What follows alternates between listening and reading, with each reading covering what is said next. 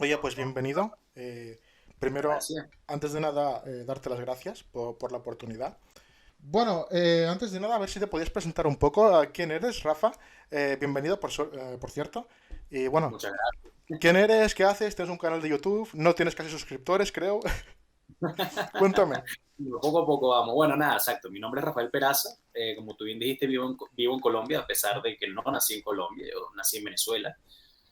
Viví 2 años en España, en mi infancia, justamente en Alicante, por cierto. Mm. Anda. Y a mis 13 años me vine a Colombia. Ya tengo 11 años acá en Colombia, ¿no? Justamente sí, tengo un canal de YouTube. Yo estudié periodismo 4 o 5 semestres. No lo terminé por diferentes cuestiones. Mm. Me dediqué al audiovisual, que era otro que me gustaba muchísimo. Me comenzó a ir bien. Hice un canal de YouTube solamente, honestamente, porque me gustaba hablar de cualquier cosa Ujú. que se me viniera a la cabeza, ¿no? Desde qué tal si Hitler reviviera hoy a cosas como qué tal si no hubiera matado a John F. Kennedy, ¿no? O sea, Wow. las cosas más locas que no se le pudieron ocurrir. Realmente nunca lo hice con la intención de vivir de eso. Yo siempre trabajé de lado y en los fines de semana era que hacía un video a la semana para el canal. Mm. Eh, pero bueno, poco a poco el canal le comenzó a ir bastante bien. Saqué un video sobre la reina Isabel, de qué pasará cuando ella muera, ¿no? La reina de Inglaterra. Eh, Interesante. sí, Porque el video estalló. El video llegó a 2 millones de reproducciones dos en millones. un mes y Una, medio, una cosa una así, exacto. barbaridad. Sí, sí. Y bueno, poco a poco ese hizo que otros videos se vieran. Y bueno, ahorita estamos, si no estoy mal, en 532.000 suscriptores. No, tengo un par de días que no reviso. Mm. Eh, pero sí, y bueno, nada, menos mal me ha ido bastante bien, no me puedo quejar y ahora gran parte de mi sustento de vida justamente es gracias a YouTube, ¿no? Oye, pues felicidades y me alegro mucho. Muchas gracias. Pues bueno, aparte de eso, dime un poquito sobre tu canal, especialmente qué es lo que haces en él. Porque me has hablado, por ejemplo, de Hitler, ¿no? De alguna qué podría pasar con Hitler si estuviera vivo, con la reina Isabel. ¿Qué más cuentas en ese canal? ¿Solo hablas de eso? ¿Hablas de más cosas? Sí, bueno, el canal se llama El Baúl de los Conocimientos Inútiles porque nunca quise casarme con un género, ¿no? Ujú. A pesar de que se podría decir que, digamos, por lo menos la mitad de mis videos son de ucronías, que esos Ujú. son el término para realidades alternas, ¿no? Realmente hablo de todo. Hace poco sacamos un video hablando, por ejemplo, de la historia según la mitología judaíca, ¿no? Sobre Lilith. También podemos hablar sobre por qué Argentina perdió la guerra de las Malvinas, por ejemplo. También hemos hablado por qué cayó el Imperio Español, cuáles fueron Ujú. los factores, ¿no? Pero realmente lo principal del canal siempre han sido las ucronías, ¿no? Entonces hay dos tipos de ucronías, si se pueden llamar así. Están las ucronías históricas, que te puedo decir? ¿Qué hubiera pasado si España invadía Inglaterra con la gran difícil armada, por Ujú. ejemplo? ¿O qué hubiera pasado si el sur hubiese ganado la guerra civil en Estados Unidos? ¿O qué hubiera pasado si la Gran Sí. Colombia no se hubiese desintegrado? ¿No? Cosas como esas. Ese Hechos que género. hubieran cambiado el mundo, vamos, de arriba abajo. Exactamente, Increíble. todo cambia, ¿no? Y también está, bueno, las ucronías de ciencia ficción, ¿no? O sea, también tengo videos de qué pasaría si Godzilla fuese real, o qué pasaría si Cthulhu fuese real, Ujú. ¿no? O sea, eso es lo bueno del canal. Honestamente, a mí me encanta aprender sobre cualquier tipo de tema, así sea de cómo se hace una cerveza, a cuál fue el impacto del desarrollo del carbón Ujú. durante la era del hierro, ¿entiendes? O Sí, sea, sí. realmente Oye, y eso es lo además, bueno del canal. además dejas la puerta abierta también a nuevas hipótesis o ideas que puedan suceder o que alguien pueda pensar, ¿no? Eh, Exactamente, justamente es chévere que toques ese tema porque estoy planeando para final de mes ujú. llamar a gente del canal de YouTube, o sea, a mucha gente que le encanta el canal Ujú. para hacer un directo en Instagram, en los live de Instagram, ¿no? Para preguntarles qué temas de los que no he terminado, porque bueno, obviamente hay muchos temas que no he terminado, quieren que la gente vuelva a tocar, o sea, quieren que yo vuelva a tocar, e incluso abrir y comenzar a construir posibilidades de esos temas junto con los suscriptores, ¿no? Para que sean más activos, para que Ujú. tengan una voz y hasta cierto punto un voto al final en lo que se presenta en el canal, ya una vez escrito, producido, editado y bueno, publicado, ¿no? Vale, oye, pues me parece muy bien y te deseo mucha suerte en este proyecto. No, Y si te parece, te voy a preguntar sobre un vídeo que hiciste, que me ¿vale? resulta muy interesante. Al menos aquí en Europa lo tenemos cerquita, y es un país, a ver si os puedo explicar un poquito la historia por encima, de la Guerra de los Seis Días. Sí, bueno, es complicado hablar de un tema tan complejo. Bueno, más o menos por encima, para que la gente sepa que Esto es algo Claro, cercano y muy importante realmente. claro, sabemos que, bueno, en los últimos antes del siglo XX, realmente lo que fue del siglo XVII, XVIII al siglo XX, fue la época del colonialismo, ¿no? O sea, estamos hablando de imperios como España, como Francia, Inglaterra, incluso los holandeses, los Ujú, belgas tenían territorios, tenían virreinatos, colonias, tenían muchísimas tierras en el extranjero, ¿no?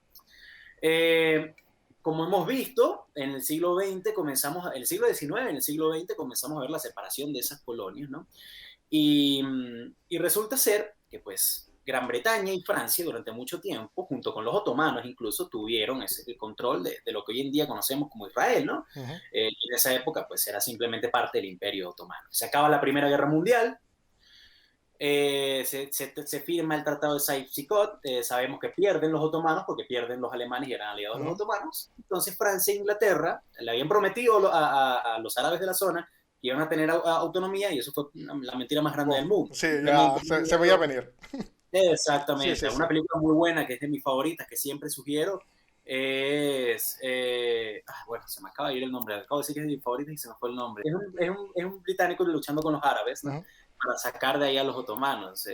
Pero bueno, cuando se me ocurrirá el nombre en un momento, ¿no? Pero bueno, se acaba la Primera Guerra Mundial, los británicos y franceses hacen lo que les da la gana con ese territorio, llega la Segunda Guerra Mundial, sabemos todo lo que sufrió el pueblo judío en Ujú. esta guerra, y parte de la compensación, si se puede llamar así, cuando se forman las Naciones Ujú. Unidas, fue asegurarle al pueblo judío, ¿no? Que iban a tener unas tierras para ellos y que iban a tener control de esas tierras y total autonomía, ¿no? Los judíos, bueno, siempre han sido muy arraigados a la historia con Israel. Pues, la gran mayoría vienen de ahí después de haber escapado de Egipto, ¿no? Y pues se les da ese territorio, ¿no? Ese territorio al lado, bueno, al lado de países sumamente musulmanes, Ujú. como lo son Egipto, como lo son Jordania, Líbano y muchos otros, ¿no? Por ahí al lado también. Exactamente. Ujú. Ha estado ahí. De hecho, fue la que perdió más territorios justamente en esa otorgada de territorio para Israel. Ujú. No me voy a poner aquí a hablar porque eso, bueno, simplemente ya depende de cada quien, de quién es quién esas tierras, ¿no? Ujú. Hay muy buenos argumentos para decir que son de los palestinos, hay muy buenos argumentos para decir que son de los israelíes, ¿no? De los judíos. Pero el punto es que, pues, todos los vecinos de la zona, o sea, Israel está rodeada por todos lados de enemigos. Ujú. Y todos los vecinos decían, mira, no podemos tener un Estado primero no es musulmán y segundo que es judío y que es prácticamente el contrario a lo que nosotros pensamos en estas tierras. Claro. Hubo muchos movimientos, pero la Guerra de los 6 días básicamente es un problema, un conflicto, ¿no? Que ocurre cuando Egipto marcha por la península del Sinaí y trata de tomar el sur de lo que hoy en día es Israel. Pero no solamente fue Egipto, también fue Jordania y se me está escapando un cuarto país porque sé que fueron Sí, cuatro. o sea, si no me equivoco, hicieron como una unión, por así decirlo, para atacar a Israel. Exactamente. La idea era que Egipto, porque era el país más grande de la zona, ¿no? Ujú. Inundara con soldados el sur de Israel para distraerlos y que por el norte, Siria, Jordania y los demás aliados, bueno, pudieran tomar y hacer que los israelíes firmaran un tipo de paz y o irse por completo o ceder más territorios, ¿no? Los israelíes supieron esto, se informaron bien, si hay algo que los israelíes saben hacer es espiar, son muy Espionar, buenos. sí. Sí, Sí, sí, sí. claro, el Mossad es de las organizaciones de seguridad más grandes y más importantes y más puntuales del mundo, ¿no? Es que están, Ellos están obligados a tenerlo. O sea, tienen que claro, tenerlo. Visto lo está rodeado visto. por todos lados, por supuesto. Y bueno, nada, el Mossad se enteró, hicieron algo similar a lo que hicieron los aliados en la Segunda Guerra Mundial cuando invaden Normandía, que es hacer creer a los enemigos que no es que estaban despreparados, que estaban formando ejército en un lado, cuando simplemente todo era un espejo de humo, ¿no? Ujú. Y cuando los egipcios comenzaron a marchar, los israelíes mandaron bombardeos porque en lo único que los israelíes eran superiores a sus enemigos era en la tecnología, porque el resto tenían menos aviones, tenían menos tanques, tenían menos soldados, Ujú. pero sí eran mucho más avanzados todo lo que tenían, ¿no? En parte gracias a su alianza con los Estados Unidos, que de paso Claro. no querían en este conflicto. Y bueno, Israel en solo 6 días logró neutralizar a los egipcios, logró tomar toda la península del Sinaí, que es 3 veces el tamaño de Israel, logró destruir todas las pistas y todas las carreteras que conectaban Wow. con Israel para que esto no pudiera moverse, ¿no? Y bueno, hay un chiste de Sohan, ¿no? No te metas con Sohan, la película de Adam Sí, Sandler, que es que sí, sí, fueron sí. 6 días, fueron 6 días y medio. Y sí, después de 6 días y medio, y Sí, después sí, sí. una de las estrategias y de las operaciones militares mejor ejecutadas de la historia, Israel logró asegurar que sus fronteras no fueran violadas, si se puede llamar así, por parte de sus enemigos, ¿no? O sea, estamos hablando de que un solo país, Israel, consiguió neutralizar a 4 países, de los cuales los superaban en número, en En, armamento, en de los todo. cuales eran Egipto y, si no me equivoco, Irán Ya, te lo, o Irak. ya ¿Puede mismo te ser? lo busco y ya mismo te lo digo. Pero Vale, sí, básicamente esa fue la guerra de los 6 días, exactamente. vale, En pues 1967, en junio 5 de 1967 hasta junio 10 del mismo año, obviamente. increíble. Increíble. Y claro, esto podría haber tenido otro Ujú. desenlace. Y, Sí, y por supuesto. aprovechando tu canal, los vídeos que subes a tu canal, pues te hago la pregunta, ¿no? ¿Y si Israel hubiera perdido la guerra?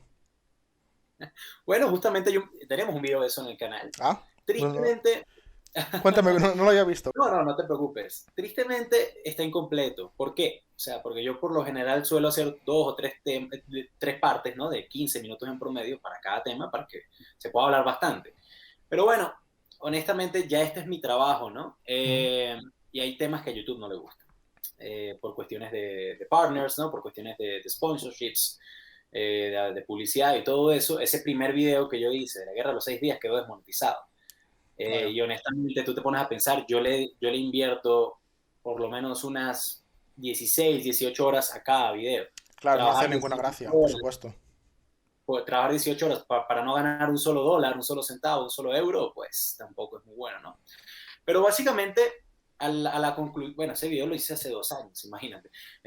A la conclusión que pude llegar y que recuerdo y que puedo analizar en este momento, es que la única razón por la que también Israel gana es porque ni los soviéticos ni los Estados Unidos, ni los estadounidenses se meten. Estamos hablando de los 60, ¿no? O Ujú. sea, no había conflicto en el mundo donde Estados Unidos y la Unión Soviética no se metieran. Claro. Este fue el primero a gran escala, ¿no? Entre más de 5 países, en donde ni Estados Unidos ni los soviéticos se metieron. Tal vez hubo algún tipo de información por parte de los soviéticos o de los estadounidenses, eso no te lo voy a negar, pero no se Agencias de metieron. investigación, de espías, cosas así quizá, pero intervención directa no hubo. Exactamente. No hubo un marine estadounidense, no hubo un agente de la KGB en el suelo, o sea, eso no ocurrió. Ujú. A mí lo que se me ocurre es que después de la muerte de Kennedy en Estados Unidos, ¿no? Que se monta el presidente Lyndon B. Johnson, Ujú. el presidente de Kennedy.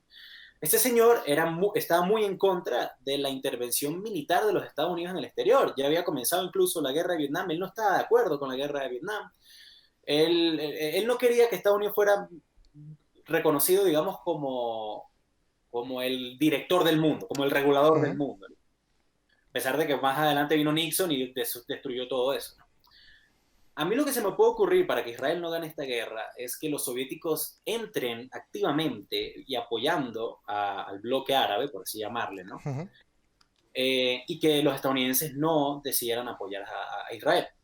Si esto llegaba a pasar, pues, digamos, por X y razón, es muy difícil, ya que Estados Unidos desde la creación de Israel fueron muy buenos aliados de los hebreos, ¿no? De los Ujú. israelíes.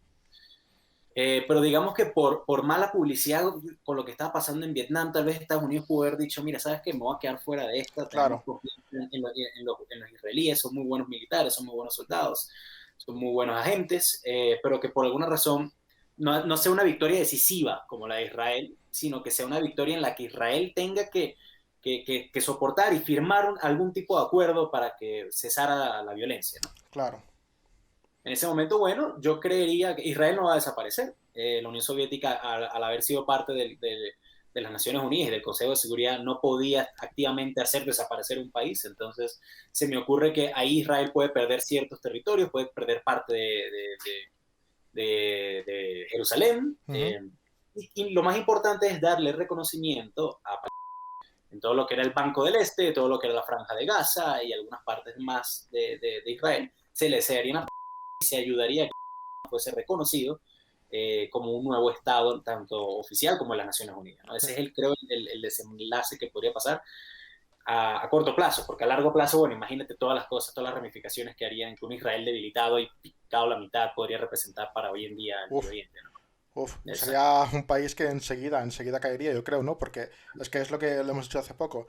Está rodeados prácticamente de enemigos, por así decirlo, ¿no? Países que son por naturaleza, por historia, enemigos, y no duraría un pelo. Eh, No, imagínate, Israel incluso después de ganar la guerra de los 6 días, menos de 10 años después volvieron a tratar de invadirlos. O sea, después de una victoria rotunda, y se consiguieron defender, los ¿verdad? árabes siguen intentando. Ahora imagínate, después de ver una victoria árabe, ellos no descansarían hasta que Israel no fuese sino Ujú. un pedazo en un libro de historia que duró 5 años, 10 años como país. O Pues. sea, recordemos un pequeño inciso, que está justo enganchado a Israel, está pegado, y ahí Claro. hay, bueno, si no me equivoco, la frontera está militarizada. Sí, sí, Israel tiene sus militares en unas calles que protestan, ¿no? Los palestinos dicen que son suyas, unos territorios que los palestinos reclaman. Israel tiene ocupado, por así decirlo, esa parte, y eso genera mucha tensión. Es decir, es como claro. un no parar, ¿no? Estas tierras son mías, pero tienes el ejército aquí, pero esas tierras las reclamo yo, ¿no? Y es como todo el rato un tira y afloja, a ver quién tiene como más fuerza, Sí, ¿no? y siempre hay movimientos bastante sucios, porque no hay otra forma de decirlo por parte de Israel, que, ok, dicen, estas son las fronteras, pero de repente crean el muro para dividir la frontera unos 100 metros más adelante donde estaba la raya. O sea, y uno podrá decir, bueno, Hmm, 100 metros, que son 100 metros. Porque estamos hablando de que para los palestinos cada metro cuenta. La franja de Gaza claro. es algo de si tú te vas trotando en media hora la recorres. O sea, realmente estamos hablando de cada centímetro de tierra cuenta, ¿no? Entonces ahí hay mucha tensión, como tú dices, ¿no? Hoy en día. Quizá una pequeña provocación por parte de un bando o por otro puede que acabe en algo terrible. Sí, siempre hay atentados de un lado al otro, siempre hay problemas, ¿no? Eso sí es innegable y tristemente no parece tener pronto fin, por así decirlo, ¿no? Bueno, pues esperemos que se solucione lo más pronto posible. Y de Israel me quería ir a otro sitio de donde tú eres, bueno, vives. Se llama Colombia, evidentemente. Y te quería preguntar sobre un tema de historia también, la Gran Colombia. Yo personalmente no sabía lo que era. Aquí en España, al menos, si le preguntas a cualquiera, yo al menos no sé ni lo que era. Cuéntanos un poco, ¿qué era la Gran Colombia? Bueno, imagínate, toca irnos 200 años en el pasado, ¿no? Justamente antes de que todos los virreinatos, todas las capitanías de España comenzaran a independizarse de la corona, ¿no? Yo creo que Hispanoamérica tuvo un problema que no se unió después de independizarse como lo hicieron las 13 colonias británicas en Norteamérica, ¿no? Ujú, O sea, decir que uno vivía en la capitanía de Venezuela a alguien del virreinato del Río de la Plata eran gente tan diferente como lo era alguien de Massachusetts en Estados Unidos, en lo que después fue Estados Unidos con alguien de Virginia, ¿no? Pero los estadounidenses se unieron y en Hispanoamérica no lo hicimos. Después de las luchas de independencia, eh, hubo 3, 4 grandes países, se puede llamar así, bueno, que era México, ¿no? El Imperio Mexicano, que tenía territorios hasta Texas, ¿no? Hasta California, ujú. y todo Centroamérica menos Panamá. O sea, de Panamá a California eso era México, Wow. imagínate el tamaño. Sí, sí, sí. Y a diferencia de Venezuela, a diferencia de Colombia, a diferencia de Argentina, México se independiza con un emperador, no con un presidente, ¿no? Juan Manuel Iturbide se llamaba. En Sudamérica fue un poco diferente. Bolívar, Simón Bolívar, siempre tuvo el sueño de unir Sudamérica, ¿no? Y siempre estuvo esa punta. Yo no soy muy bolivariano, si se puede llamar así, porque pues Bolívar tenía, hoy en día lo glorifican demasiado, por lo menos en el norte, en el norte de Sudamérica, pero por lo menos sí quería hacer eso no se lo puedo quitar. Y de hecho logró unir bajo un solo país a Colombia, a Panamá, a Venezuela y a Ecuador. Esa es la Gran Colombia. Bolívar tenía el sueño de unir a Perú también y a Bolivia, que se llama Bolivia gracias a Bolívar, ¿no? Ujú. Pero bueno, por diferentes razones no pudo. Y en el sur estaba Chile, que era bastante pequeño, honestamente, sino que ellos fueron estirándose con el tiempo, y bueno, estaba el virreinato del Río de la Plata, que más adelante se separa de Uruguay y termina siendo Argentina. La Gran Colombia fue la versión miniatura del sueño de Bolívar de unir Sudamérica, ¿no? Él dijo, bueno, Ujú. está bien, no puedo, pero voy a tratar de mantener estos territorios Más o menos unidos, bajo mi claro. control. Para hacer más fuerza, para Exactamente. tener, vamos, que no sea aquí cualquier cosa, un caos, ¿no? Tener todo organizado un poco, ser un Claro, país un poco claro, claro. fuerte, ¿no? Exactamente. Fíjate que la Gran Colombia se une después de independizarse, porque técnicamente se independiza primero Venezuela. Venezuela se independiza y Bolívar desde Venezuela marcha hasta Colombia, ayuda a liberar a Colombia y después marcha a Ecuador y ayuda a liberar a Ecuador, ¿no? Ujú. a Guayaquil. Ecuador todavía no existía, era solamente la capitanía de Guayaquil. Bueno, nada, Bolívar decía que no hay nada que impida que España estaba muy débil cuando los hispanos nos independizamos, porque pues España había sido conquistada por Napoleón varios años antes y estaba Ujú. totalmente destrozada por un conflicto interno muy, muy sangriento, ¿no? Pero Bolívar dice, mira, los españoles se vuelven a rearmar el día de mañana, o ni siquiera, capaz los franceses o los británicos les da por venir a tomar estas tierras y si no nos ordenamos no hay forma de poder evitarlo. Dicho y hecho, de hecho en Colombia existió la Reconquista, que fueron una nueva oleada de lealistas, ¿no? De españoles, cuando Perú todavía no estaba independizada, Ujú. que planeaban volver a tomar Colombia y de ahí marchar a Perú. O Eso no sea, pasó. es Dime. decir, una vez los españoles estaban ahí en un periodo muy, muy turbio, muy complicado, hubieron idealistas que intentaron reconquistar otra vez de manera social, por así decirlo, Colombia. No, no, no, no. Bueno, sí, no. Siempre hubo gente leal a la corona, incluso 100 años después de la independencia. Ujú. Eso siempre va a haber, ¿no? Obviamente. Sino que desde España zarparon nuevos barcos con nuevos soldados para tratar de reconquistar Colombia. Y de Madre hecho mía. marcharon a Bogotá, que es la capital de Colombia, ¿no? Ese Ujú. fue el periodo de la reconquista. Así se le conoce en los libros de historia fuera de Colombia. En Colombia lo llaman la patria boba. La ¿Por qué? patria Porque nos boba. dejamos volver a conquistar, imagínate, exacto. Ujú. Fue el único país de Sudamérica que se volvió a dejar conquistar. Pero bueno, al final las cosas pasaron. El problema es que a pesar de que la Gran Colombia, que en ese momento solo se llamaba Colombia, por cierto, la Gran Colombia viene después para separarlo del país actual de Colombia. La Gran Colombia era un país estable, pero Bolívar cada vez quería más y más y más y más poder.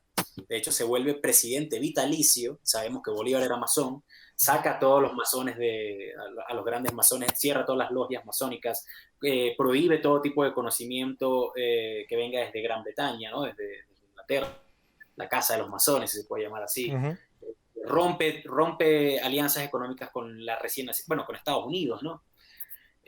Mucha gente está diciendo, mira, Bolívar se le está zafando un tornillo. Claro, Eh, qué extraño, ¿no? claro, ¿no? Es que es bastante curioso porque él mismo decía que el poder corrompe y que una persona no puede mantener el poder por más de 4 años. Y míralo ahí, estuvo presidente de Colombia hasta el día que se murió. Sí, ¿verdad? Un poco extraño. Exactamente. Exactamente. De Ujú. hecho, mucha gente, oficialmente él muere, si no estoy mal, por malaria, ¿no? Enfermo en Cartagena o en Santa Marta. Mucha otra gente dice que lo mataron. ¿Por qué?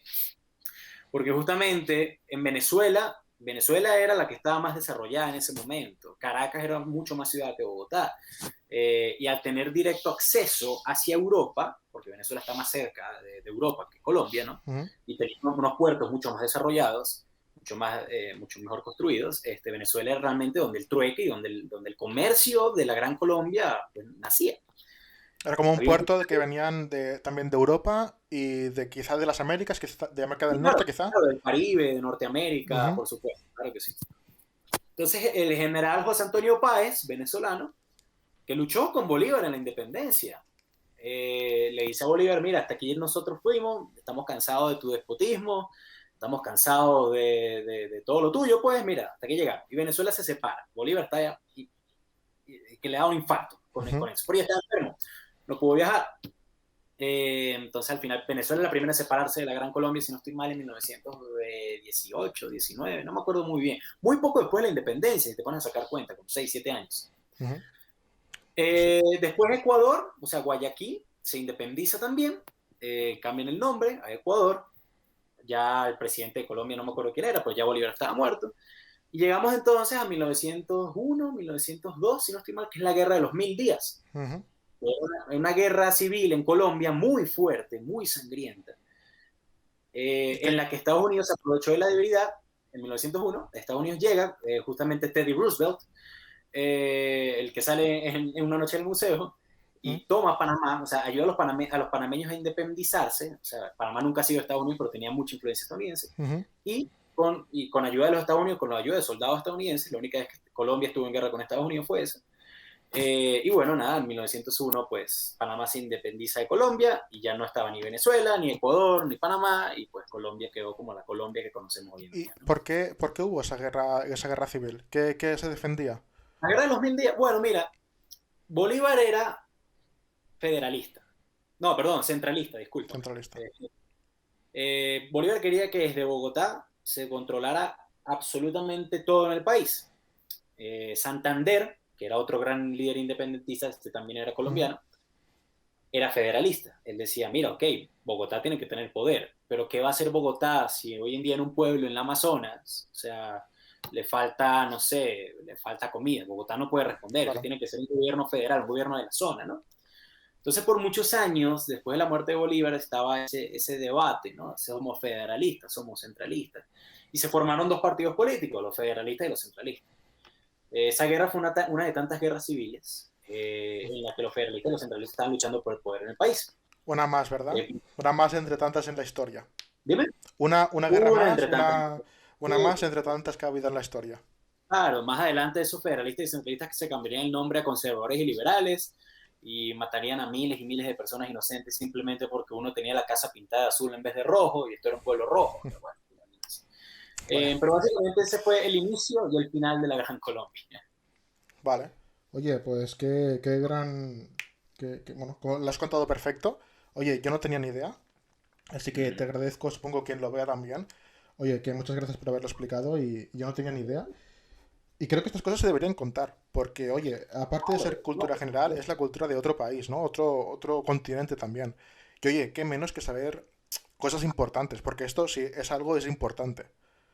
no, y no solo eso, Cristian, o sea, realmente yo soy de los que piensa que uno no puede juzgar a un país actual por las cosas del pasado, ¿no? O sea, yo tengo mucha gente aquí conocida que sigue diciendo a los españoles que conocen, mira, devuélveme mi oro, pero pues, eso es una tontería hoy en día estar con eso, ¿no?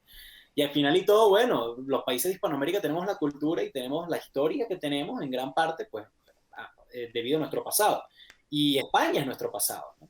O sea, hasta cierto punto, todo lo que pasó en Hispanoamérica es historia de España, Ujú. porque fuimos de ustedes, ¿no? Hasta sí, sí, no hay otra Claro. forma de decirlo. Entonces, bueno, aquí nosotros estudiamos historia de España porque pues era nuestra historia, ¿no? Y porque pues también es muy importante, que te digo yo, toda la guerra civil española con Franco, Ujú. todas las guerras napoleónicas, todo eso se enseña, ¿no? Entonces, bueno, que tú me digas que en España tal vez la historia de Hispanoamérica se pasa por encima, bueno, yo creería que tocaría como que revisar un poco eso, ¿no? Yo estoy completamente de acuerdo contigo. Aquí te cuento lo que yo he dado, ¿vale? Quizá ahora lo han cambiado un poco, pero lo que yo me acuerdo de haber dado en el instituto, sé que son las guerras de independencia y un poco los personajes principales que te os he nombrado un poco por encima, pero ya está, ya está. Un examen de eso, de guerras de independencia y cuatro cosas más, y ya está, y no se dio más vueltas. Y eso creo que es una cosa, una crítica social que creo que debería hacer hacia España, hacia el pueblo de España, y es que se tendría que revisar no historia solamente de Colombia, por ejemplo, del continente latino, sino de todo el mundo, porque es que de verdad que hay muchas cosas que se deberían de explicar. Porque, Claro, por supuesto. bueno, pues oye, ya que estás hablando de Colombia, eh, vamos al siguiente nivel. Preguntarte actualmente, pues, ¿cómo está Colombia? ¿Cómo está Colombia de manera en el trabajo, en la economía, la vida en sí? Es muy duro vivir en Colombia? Ahora mismo sí me lo invento, ¿eh? Estás en España y dices, ¿me voy a vivir a Colombia? ¿Lo harías? ¿Por qué? Bueno, mira, Colombia, como la gran mayoría de los países del mundo, si tú tienes dinero no te va a faltar nada, ¿no? O sea, en España, si trabajas en una empresa española acá y te siguen pagando en euros, digamos, un sueldo decente en España, decente, ¿no? Ni muy alto ni muy bajo, podría ser que 1.500 euros, 2.000 euros más o menos al mes. Un sueldo decente, hombre, ahora con la crisis y todo, para un trabajador un sueldo decente podría ser 1.200 euros. Exacto, Para un empresario quizá 1.800, 2.000. digamos 1.500 para redondear Venga, entonces. hecho. Con eso vives tranquilo, no vives mal. Tampoco es el sueldo más grande del mundo, ¿no? Por supuesto. Pero vives tranquilo. Al sueldo mínimo acá y el costo de vida por persona son del equivalente a ¿qué? 250 euros tal vez. 280 euros y sacando los cálculos así a los golpes, ¿no? Si tú me dices que tienes un amigo español que se va a ir a vivir a Colombia con trabajo, bueno, no le va a ir mal. O sea, imagínate, va a ganar casi 10 veces bueno, no, unas 7, 6 veces el sueldo mínimo de acá. No le va a ir nada mal. Pero realmente aquí Sé que esos tipos de números son un poco irrelevantes porque pues toca medirlo. La vida en España es mucho más cara que acá en Sudamérica, ¿no? Acá Ujú. en Colombia. Pero honestamente aquí el sueldo no da. Si tú ganas, si tú eres un profesor incluso, no te ganas sino 300 euros, 400 euros tal vez. Si tú eres un doctor, tampoco estás ganando mucho, ¿no? Y el problema es que si se tratara de mejorar las cosas, si realmente se identificaran los problemas, porque son innegables los problemas que hay, Ujú. y se trataran de mejorar, pues la gente no estaría brava, la gente estaría más bien optimista del futuro, ¿no? Que es lo que pasa en muchos lados, que es lo que pasa Efectivamente. exactamente. ¿Cuál es el Eso, problema? dime, dime. Aquí, el problema es que aquí el gobierno le tiene demasiado miedo a la izquierda. Y es un miedo fundamentado después de haber visto todo lo que ha pasado en Sudamérica, ¿no? En especial con Venezuela. Pero es un miedo que ya es satanización a todo lo que no sea la derecha conservadora clásica que ha gobernado en los últimos 70, 60 años. Ujú. Entonces, cualquier tipo de cambio propuesto, mira, vamos a darle beneficios de salud a todos los empleados públicos, o vamos a subir un poco el sueldo, sacrificando un poco tal vez la producción interna bruta para poder darle a ese sueldo. O sea, no te fijes diciendo imprimamos dinero, pero vamos Ujú. a mejorar un poco las cosas. Cosas como esas no se estudian, se tachan desde el principio. El simple hecho de hablarlo ya te tacha de izquierdoso. Cuando tú lo que estás diciendo, mira, simplemente es darle a la gente lo que la gente necesita, ni siquiera más de eso, sino por lo menos lo mínimo. O O sea, intentar... hay como un miedo a parecerse quizá o a atender a Venezuela, por ejemplo, No, bueno, al colapso, a lo Colombia, mejor. Colombia es de los pocos países que ha recibido a la gran oleada de migrantes venezolanos. Yo llegué hace Ujú. 12 años, 11 años, no éramos casi. Cuando yo llegué, mi cédula de extranjería era la número 500.000. Habían 500.000 extranjeros en Colombia, Wow. en general, todos venezolanos. Hoy en día, las cédulas de extranjería, un amigo mío llegó hace poco, o sea, los venezolanos extranjeros registrados ya van en 3,5 millones en 10 años. O sea, es Increíble, bastante. Y increíble. Colombia se ha puesto bastante serio. Muchos países simplemente están negando la entrada venezolana, ¿no? Colombia ha tratado de ayudar y ha ayudado bastante, eso es innegable. Sí, he visto que Pero entraba la ayuda, bueno, que quería entrar la ayuda internacional por Colombia, sí, pero que, bueno, Maduro al final dejó entrar, pero bueno, al final de todo se ve que de ahí no pasó. De la frontera pasó la frontera, pero de ahí ya no pasó, si no me claro. equivoco. Colombia lo que trata es, exactamente, eso fue lo que pasó. Colombia trata de ayudar al venezolano, pero no quiere absolutamente nada que ver con el gobierno venezolano, y con justa razón. El problema es ese, cuando realmente te cierras a todo tipo de ideas. Yo no estoy diciendo que Colombia se vuelva chavista, ni por el carajo, yo no quiero eso jamás y nunca. Por algo me fui de allá. Pero la gente sabe que hay muchos problemas, hay muchas masacres de gente que simplemente no piensa igual que el gobierno, exguerrilleros que se desarmaron, que ahora son parte activa de la sociedad, que pidieron perdón, que pagaron cárcel incluso y que ahora están tratando de hacer algo con su vida, que están siendo masacrados por el hecho de, bueno, simplemente o fueron guerrilleros o tuvieron algo que ver con la guerrilla, ¿no? Hay demasiada polarización. Ujú. Una polarización similar a la que se podría ver en Estados Unidos con el movimiento de Black Lives Matter hace poco, ¿no? O sea, realmente había mucho odio de la gente popular y del gobierno como tal. Y hasta ahora no ha pasado nada a mayores. Pero el problema es que si en las próximas elecciones no se vota, el odio al gobierno hace que se monte alguien muy radical, pero hacia la izquierda, Ujú. en vez de algo un poco más centrado, pues las cosas pueden empeorar. O que si hay trampa, de repente la gente se levanta y puede haber algún tipo de revuelta social. Nada de eso está fuera de las posibilidades, ¿no? Vale. Entonces, en este momento, bueno, la inseguridad también está un poco más alta de lo normal. Mucha gente dice también que es por culpa de los venezolanos. Es innegable que llegaron muchos venezolanos y subió la delincuencia, ¿no? Eso sí es innegable. Entonces también un poco, a pesar de que el gobierno está ayudando, también hay bastante xenofobia en la gente, ¿no? En la calle. El Entonces te gobierno digo, incita un poco a decir que los atracos, la violencia es por parte de inmigrantes venezolanos, por ejemplo. no, el gobierno no. El Vale. gobierno no está haciendo nada de eso. ¿Qué es lo que pasa? Si yo te pongo en el periódico en España, por ejemplo, digamos en un periódico en Madrid, asesinato de 3 personas en el metro, un ejemplo. Eso va a hacer que la gente lo vea, tal vez no mucho. Ujú. Pero si yo te pongo marroquí asesina a 3 personas en el metro de Madrid, Claro, molesta bastante más. molesta bastante y la gente va a leerlo más, ¿verdad? Ujú. Tristemente eso es lo que está pasando acá en Colombia, ¿no? Entonces, puede que haya sido una banda de 10 delincuentes y uno era venezolano, pero entonces va a decir banda de delincuentes conformados por venezolanos y está haciendo tal cosa. Claro, Entonces los medios claro. tampoco están ayudando, ¿no? La, Y de la nuevo, prensa, ¿no? La prensa sensacionalista un poquito sí, sí, que tenga que hacer efecto, ¿no? sí, exactamente. Entonces, Claro, bueno, lo que te digo, honestamente yo amo este país, yo me siento tan colombiano como venezolano, a veces incluso me siento más colombiano que venezolano porque pues me convertí en quien soy acá, ¿no? Y trabajo acá y muchas de las cosas que he tenido son gracias a que estoy acá, ¿no? Pero bueno, nada, yo honestamente, bueno, como puedo trabajar desde donde sea gracias a esta ventaja que es YouTube, ¿no? Yo hace bastante tiempo ya yo estoy planeando, es para, todo el mundo me mira raro, pero bueno, yo pienso migrar el año que viene a Islandia. Entonces, porque tengo las herramientas y porque puedo hacerlo, ¿no? genial. Pero Genial, genial. amo Colombia, pero pues honestamente la situación actual no es la mejor y no me veo viviendo acá porque ya me han pasado bastantes cosas malas con varios temas, tanto sociales como incluso del propio gobierno y económicos que, bueno, no me han gustado mucho y planeo pues buscar mejores oportunidades, ¿no? ¿Ha llegado el punto de que puedas llegar a tener miedo de vivir en Colombia o ese punto aún no ha llegado?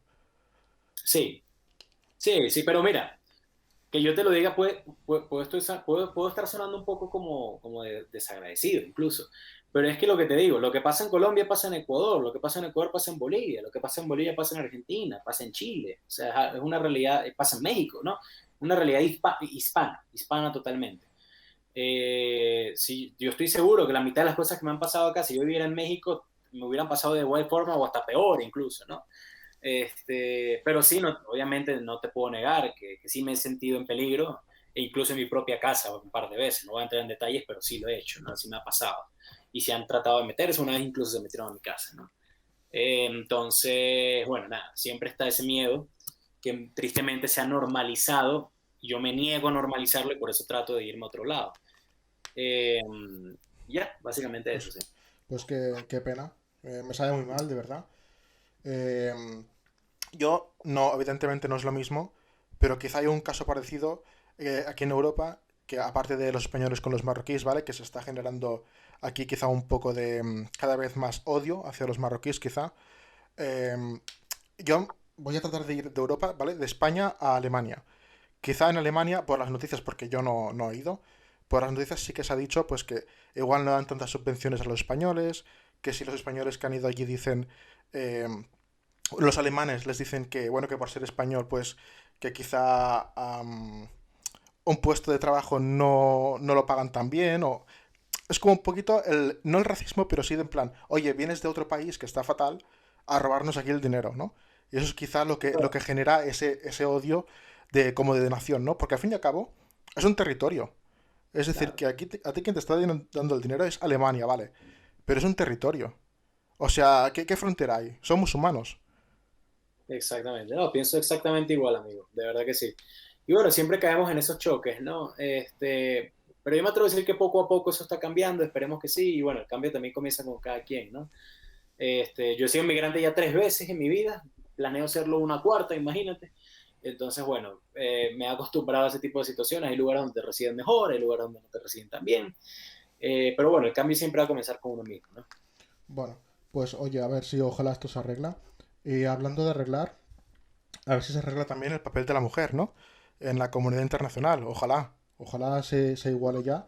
Porque claro, tú donde vives o en la zona, por ejemplo, de donde vienes, ¿qué papel tiene la mujer? ¿Tiene un papel relevante? Es decir, vamos a ver, la mujer tiene que cocinar, tiene que hacer tareas en casa, o es lo que se suele hacer. Por ejemplo, tú llegas a casa y a lo mejor tu mujer está cocinando porque la del vecino o la del vecino también están cocinando normalmente. Eso, Bueno, tú llegas a casa y tu mujer está trabajando en otra cosa, por ejemplo. si tú le preguntas a mi mamá y a mi papá, es justamente como lo describiste, ¿no? Claramente, hoy en día sigue existiendo eso, no te voy a decir que no, en especial en las poblaciones, digamos, de estrato más bajo, ¿no? O sea, en las clases más bajas eso es mucho más común. Pero bueno, con justa razón y menos mal, en muchísimos aspectos, eh, no te voy a decir el gobierno o la propia gente, sino la propia mujer es la que se está levantando y está diciendo hasta aquí llegamos. O sea, estos papeles, estos roles que nos impusieron hace 200 años, capaz más, bueno, no, desde los griegos y los romanos, no tiene ningún sentido, ¿no? Entonces tú, obviamente, hoy en día ves que hay mujeres que cocinan por gusto, no porque les toque. Ujú. Que si limpian es porque es su apartamento y ya, o sea, que una mujer esté limpiando no quiere decir porque lo haga todo el tiempo, porque le Claro, toque limpiarlo porque su esposo lo dijo, ¿no? Sí hay avances, hay avances. hay avances, menos mal hay avances, no son lo suficientes, no hemos llegado no se ha llegado ni a la mitad de la lucha, ¿no? Es decir, que es como que Eh, se empieza a levantar algo, ¿no? Un pequeño velo, algo, que se empieza a oír, bueno, quizá. y más que nada en nuestra generación, o sea, realmente de los muchachos de 15 años hoy en día ya saben cómo es el verdadero papel de la mujer, que es simplemente estar a la par del hombre y tener las mismas oportunidades, ¿no? Me atrevo a decir que muchachos jóvenes como yo, 25 años, de 30, tal vez de 35, tienen esa idea en la cabeza, ¿no? Realmente son las generaciones más viejas las que siguen reacias al cambio, porque pues a nadie le gusta cambiar, al final, Ujú. ¿no? Pero yo creo que es algo que con el tiempo y con la toma de las nuevas generaciones, bueno, sí, digamos, de la influencia y del poder y del gobierno, eso va a ir cambiando, ¿no? Lo hemos visto en muchas partes del mundo, en especial, bueno, en Occidente, ¿no? En Europa, en Norteamérica, lo estamos viendo en Sudamérica ahora. Pero bueno, de todas formas, lo que te digo, en las poblaciones menos afortunadas siempre está el papel de la mamá que tal vez no sale a trabajar, que cuida a los niños, que el esposo le grita, que el esposo, bueno, Ujú. la hace cocinar y todo ese tipo de cosas, ¿no? Siempre va a estar el machismo, es algo que jamás desaparecerá. Eh, pero me atrevo a decir que el rol de la mujer poco a poco, por lo menos en Colombia y en el resto de Sudamérica, tal vez un poco más en Argentina, está cambiando y está mejorando la situación. Quizá está mal visto que un hombre haga tareas de una mujer. Limpiar, cocinar, esas tareas que deberían haber sido, digamos, Volvemos, de la compañera y no de él mismo. ¿Está mal visto eso? volvemos al tema de generaciones, ¿no? Ah, vale, vale, Claro, yo vale. le digo a un amigo mío que ayer le cociné a mi novia, me dice, ah, coño, chévere, qué chévere, ¿qué le cocinaste? ¿Te quedó bueno? Esa es la conversación. Yo Genial. le digo, yo le digo a mi papá, no, es que mi novia no cocina, y yo ayer cociné una carne asada con vegetales. Y ahí mi papá dice, ay, bueno, pero ¿cómo es eso? Que yo no cocino, ¿y tú por qué estás cocinando? ¿Entiendes? O sea, Sí, sí se ve, no te voy a decir afeminado, pero se ve como sumiso, ¿entiendes? O lo sea, entiendo. Se ve como, pero como algo que no es normal, ¿verdad? Algo extraño, quizá. exactamente, exactamente. Entonces ya otra vez el mismo cuento de que es algo generacional, ¿no? Es algo del punto de vista de cada generación. Oye, pues me alegro mucho de que empiece esto a sonar. Quizá yo creo que va más lento de lo que debería. Sí, sí. Quizás está parando un poco, ¿no? Si quizá hiciéramos una gráfica sería un poco como logarítmica, ¿no? Como un poco que llega siempre hasta un punto. Pero oye, Una ojalá. inclinación bastante pequeña, Sí, ¿no? O sea, exacto. Oye, ojalá se arregle esto rápido y cuanto más rápido mejor, porque creo que ya está bien, ¿no? Em, quería preguntarte también si tienes conocimientos sobre conflictos con tribus o grupos indígenas que pueden haber. mira, acá en Sudamérica siempre hay conflictos con los indígenas, tristemente. Eh, Se me ocurre uno acá en Colombia hace poco, hubo un problema con la construcción de una represa, una hidroeléctrica, Hidroitambo, si no recuerdo el nombre, eso fue hace como 2 años. Que la construcción de la represa pues iba a desviar obviamente ciertos ríos, ¿no? Y esos ciertos ríos eran los que alimentaban a una gran comunidad que se llaman los Muiscas en el noroccidente del país, tal vez me estoy equivocando, pero bueno, Ujú. en unas zonas más rurales, ¿no? Y bueno, hubo unos problemas, sabotearon las hidroeléctricas, después mataron a un grupo de muiscas, eso fue un problema bastante grande. Se En armó Sudamérica, revuelo. dime. Se armó revuelo. Sí, claro, en Sudamérica hoy en día, no me atrevo a decir en Centroamérica porque no conozco muy bien la situación de los nativos, de los indígenas en Centroamérica y en México. Ujú. Pero por lo menos en Sudamérica, lo que es Chile, lo que es Perú, lo que es Bolivia, Ecuador, Colombia, países con mucha población nativa, siempre van a tener problemas porque, bueno, los nativos fueron a los que peor les fue, no solamente en la conquista, sino incluso después. O sea, los gobiernos que vinieron después de la independencia, ninguno ha sido mejor que España con los indígenas y me atrevo a decir que hasta peor. Han habido masacres de todo tipo y las siguen habiendo, ¿no? Al final los conflictos hoy en día se reducen principalmente es a la alteración de la naturaleza. O sea, tú no vas a ver que una población indígena de repente le dé por agarrar palos y piedras para atacar a un colegio, que te digo yo, cualquier cosa, a una comisaría de policía, Ujú. si a ellos no se les ha hecho algo para que esa reacción fuese Claro, justificada, ¿no? es que reclaman alguna cosa, ¿verdad? Exactamente. Por ejemplo, el año pasado, no, el año antepasado hubo unas protestas grandísimas en Ecuador, gigantescas, porque le subieron el precio a la gasolina. Sí, sí, me acuerdo, me acuerdo. Mm. Exactamente. ¿Cuáles eran los principales, quiénes fueron los principales activistas de ese movimiento? Las comunidades indígenas. ¿Por qué? Porque los indígenas, bueno, sabían que si le subían el precio a la gasolina, entonces era para producir más gasolina y para venderla más al extranjero o qué sé yo, y bueno, y también los alteró muchísimo las rutas de comercio de ellos y pues ya, y muchos indígenas en Ecuador, te lo digo yo que yo he estado allá, pertenecen al gremio de transportistas. Muchísimos indígenas son los que conducen los camiones, los que conducen los autobuses, este tipo de cosas, ¿no? Y que le suba la gasolina a ellos también lo está dando duro, Claro. ¿no? Entonces, claro, al final es una mezcla, ¿no? De problemas de actualidad del gobierno y problemas también ya directos de alteración del medio ambiente y del hábitat donde viven estas personas. Claro, Entonces, sí. sí, los gobiernos también, como tú me has mencionado, eh, ¿qué es lo que hacen realmente? Es como que aplastan, es como que intentan decir, oye, aquí mando yo, en plan, quiero mantener mi poder sea como sea. No, bueno, no es que lo hagan solo porque sí, ¿no? O sea, de nuevo, la construcción de esta hidroeléctrica le iba a dar mucha energía a la zona, eso es innegable. Pero es la manera, o sea, realmente los gobernantes de Sudamérica creen que el indígena tiene que acatarse a todas las reglas, a todas las leyes y tiene que hacer lo que se les diga. Claro, porque no son relevantes, ¿verdad? A sus ojos.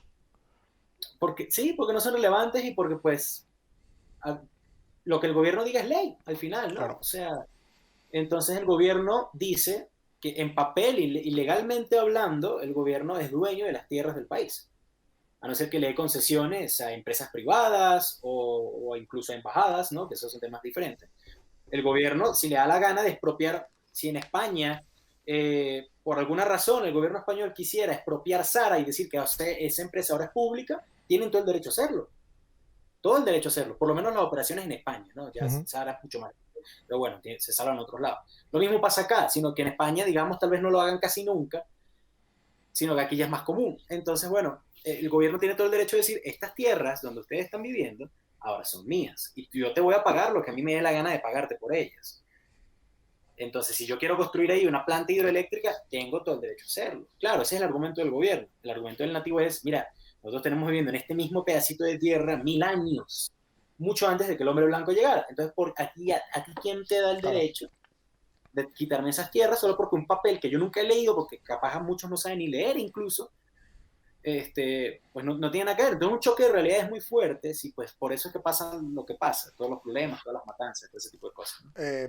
No me acuerdo en qué país era, eso vas a tener que perdonar, eso sí que no me acuerdo, pero vi que, no me acuerdo en qué año fue, hubo una gran avalancha de indígenas con protestas muy fuertes que para derrocar al gobierno también incluso. O sea, aquí en España al menos, yo lo que entendí era que el gobierno tenía miedo de que fuera derrocado por esa gran oleada de indígenas que ya había derrocado, perdón, a otros gobiernos anteriormente. O Oye, sea, no me imagino, pero de pronto, tal vez fue lo de Ecuador, ¿sabes? tal vez sí. No, no Pero me acuerdo muy bien, pero no me suena tampoco un caso puntual, ¿no? Pero bueno. bueno, pues bueno, comentarte eso y oye, pues mira, también otra cosa más, ¿no? Que oye, un poquito de tacto con la gente que ha estado habitando allí durante muchos años porque al final se conocen ellos mejor la tierra que tú, ¿no? Entonces, Ah, claro, no, no es justo, vamos a decirlo así, vamos a decirlo suave, ¿no? No es justo. sí, no, totalmente de acuerdo.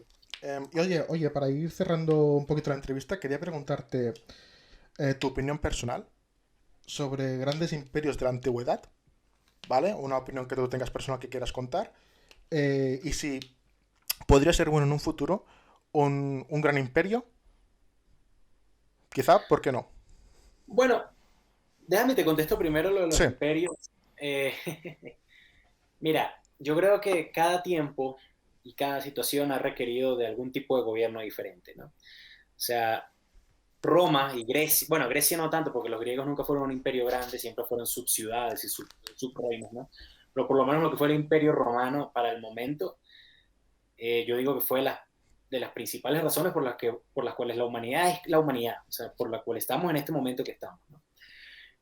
Roma logró unir a una cuarta parte de la población mundial bajo una sola bandera, bajo un solo gobierno, ¿no? Y por muchos años lo hicieron bastante bien. Obviamente siempre van a haber guerras, siempre van a haber Ujú. masacres, pero vimos un auge, ¿no? En tecnología, en sociedad, en arquitectura incluso. O sea, los romanos en el 200 antes de Cristo vivían mejor que los ingleses en la Londres en 1700, 1800, ¿no? O sea, es una cosa ridícula pensar en eso. Digamos que los romanos eran un poquito avanzados en comparación a los otros imperios, tribus, países, entre comillas, imperios que pudieran haber por alrededor, ¿no? Quizá el único que Sí, podría hacerle frente cuando estaba expandiéndose quizá fuera el imperio el cartaginés, quizá, sí, pero en la guerra púnica. tecnológicamente es lo que tú dices, ¿no? Acueductos, que si termas, que si no sé qué, y cualquier cosa que pudieran coger Democracia. para adaptarla a su imperio, bienvenido que fuera. Claro, claro. Roma no solo conquistaba gente, Roma conquistaba todo lo que esa gente sabía hacer también, ¿no? O sea, Roma también fue Roma gracias a todo el conocimiento que ellos obtuvieron de Grecia cuando lo Ujú. conquistaron, ¿no? Y Roma cae no es porque los godos o visigodos o astrogodos o bárbaros o todas estas tribus la atacan. Roma cae porque ellos mismos se debilitaron tanto que estas tribus de todos lados pudieron después tumbarla, ¿no? Y hubo un oscurantismo bastante grande. Yo siempre he tenido, digamos, un poco de miradas feas cuando digo que realmente yo opino que grandes imperios como por ejemplo también el británico ayudaron a avanzar en muchas cosas, ¿no? Yo creo que cuando un gobierno o cuando un imperio se vuelve radical es cuando la cosa se pone mala. O sea, España fue un imperio gigantesco y con demasiado poder y con mucha influencia y con todo para conquistar el mundo. Pero cuando el fanatismo religioso ataca y cuando España y cuando los reyes de España son los elegidos por Dios y son la Mm. mano del Papa en el mundo, pues ahí pues la cosa se estanca un poco, ¿no? Pero eso es el pasado. Honestamente yo no creo que hoy en día grandes imperios ayuden a seguir adelante, ¿no? Yo creo que lo único que un gran imperio en la actualidad o en el futuro podría ser bueno es unir gente. Yo soy de los que piensa, así como tú dijiste, cada país realmente es un territorio con una bandera y ya, realmente la gente es lo que conforma ese país y que yo me sienta mejor que fulanito, porque yo soy Ujú. venezolano y soy un hijo de Bolívar, y en cambio alguien de Bolivia fue simplemente un tipo, no tienen nada que ver, eso me parece una tontería, sentirse más que alguien por algo tan trivial como el lugar donde tuviste la suerte de nacer, ¿no? Claro. Yo diría que, bueno, que si lográramos hacer, que te digo yo, así como en Futurama, que el planeta es un solo país, Mm. la humanidad es una sola raza, una sola especie y un solo gobierno, tal vez no sea algo tan malo, diría yo, ¿no? Pero el concepto de imperio yo creo que ya es algo que simplemente debería quedar en los libros de historia. Lo que están haciendo los turcos hoy en día, ese deseo de volver a fundar el imperio otomano. Justo es lo que te quería preguntar. Mira, la tenía aquí Sí, apuntada. Justo que sí, ¿cómo veías Turquía, ¿no? El nuevo, vamos a ver, el auge del Islam en Turquía, por ejemplo, ¿no? Del Islam radical, del el nuevo imperio titán de la turco. zona. Sí, sí, sí. Mira, me parece algo, de nuevo, que debería quedarse en los libros de historia. Es el mismo sueño que tenía Putin y Rusia de volver a tomar todas las ex repúblicas soviéticas.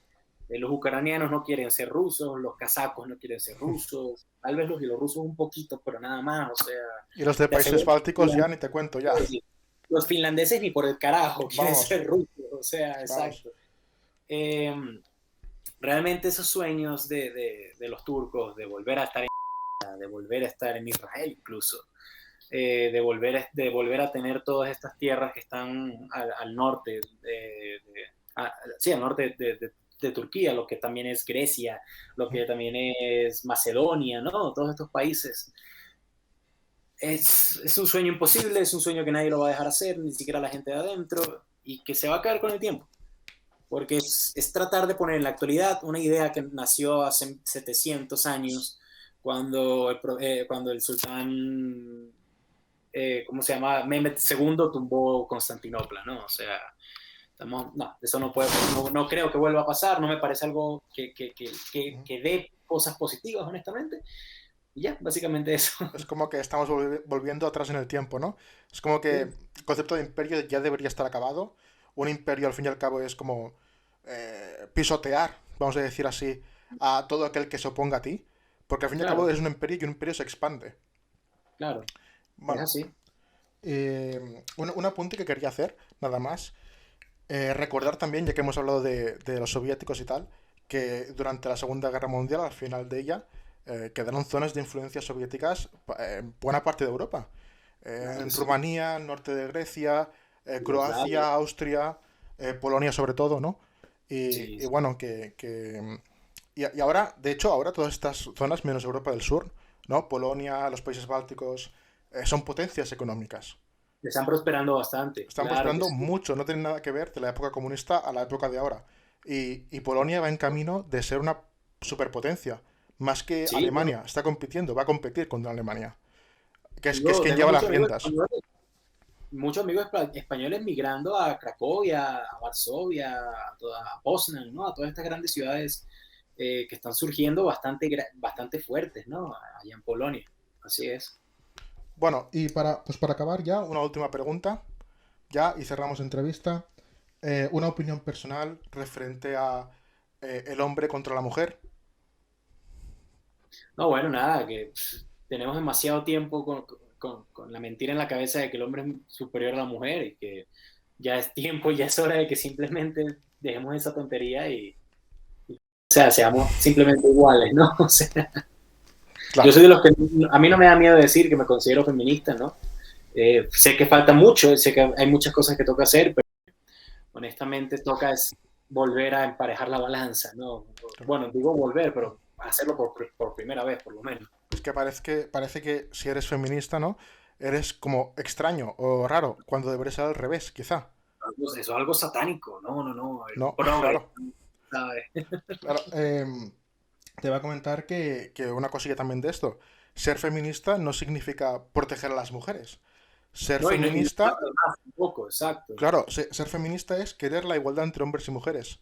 Si no claro. debería ser algo así, me parece que no está aceptado por el diccionario de la Real Academia de España, pero debería ser algo así como embrismo. Entonces ya sí que te creo que es como una defender a la mujer está por encima del hombre, igual que el machismo. Pero claro, estamos defendiendo el feminismo, una igualdad entre géneros. Creo que esto es un Claro, mensaje que tiene que quedar muy claro.